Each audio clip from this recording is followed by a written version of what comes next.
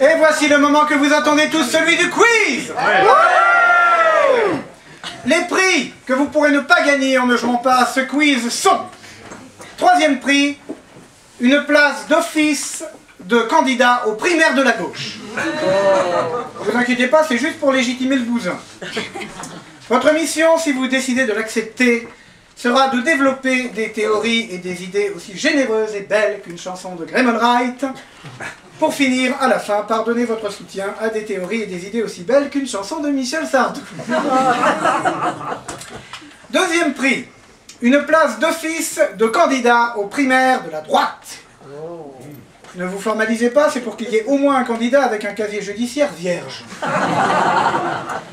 Votre mission, si vous décidez de l'accepter, sera de vous mettre pendant quelques minutes dans la peau d'un pilier de comptoir qui en serait à son 30e pastis, pour développer des idées pour le pays, aussi neuves et sensées que celles de Laurent Wauquiez.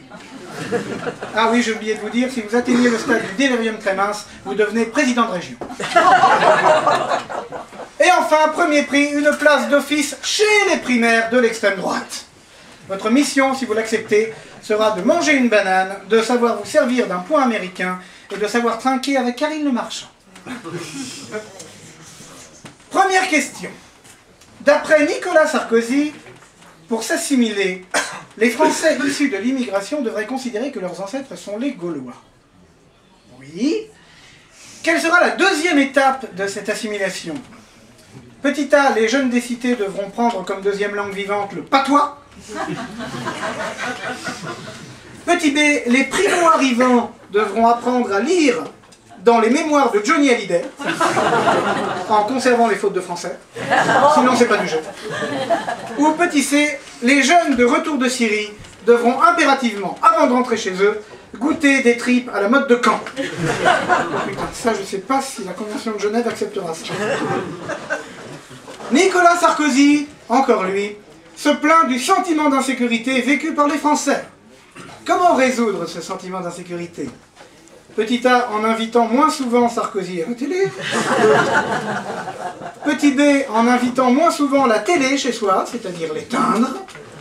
Ou petit C, en bouclant directement Nicolas Sarkozy en prison, ce qui ferait baisser automatiquement le taux de criminalité en France de 25%. Oh, pour Sarkozy. Oh.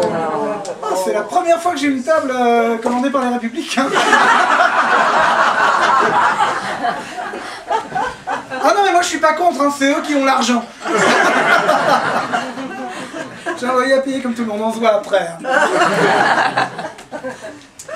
Tiens, le gouvernement, on les avait oubliés ceux-là. Ça s'explique par le fait que ça ne devrait pas s'arranger et qu'on va continuer à les oublier.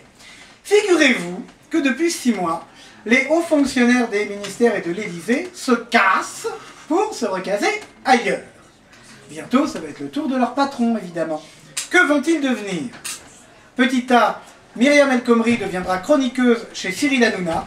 Ah bah oui, pour trouver du travail, il faut pas être regardante ni sur la qualité, ni sur les heures sup, c'est marqué dans la loi travail.